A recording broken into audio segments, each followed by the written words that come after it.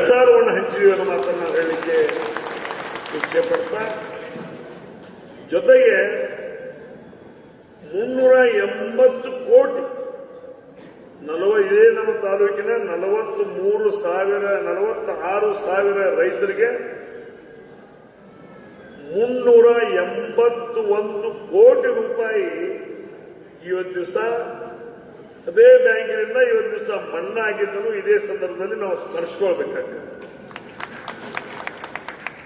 ಇವತ್ತು ಅವಾಗಿದ್ದಂತ 31 PKPSಗಳಲ್ಲಿ ಒಂದು 17 PKPS ಅಂತ ಬಿಲ್ಡಿಂಗ್ ಇತ್ತು.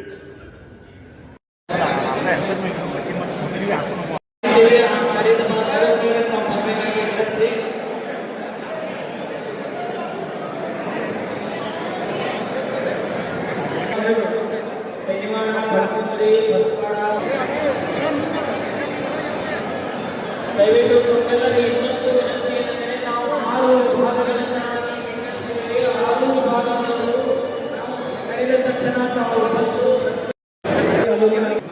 ಸರ್ ಮುಂದೆ ಸರ್ ಮುಂದಿನ ಸರ್ರಿ ಎಲ್ಲ ಅಧ್ಯಕ್ಷರು, ಸದಸ್ಯರು, ಉಪಾಧ್ಯಕ್ಷರು ಸೈಡ್ ಆಗ್ರಿ.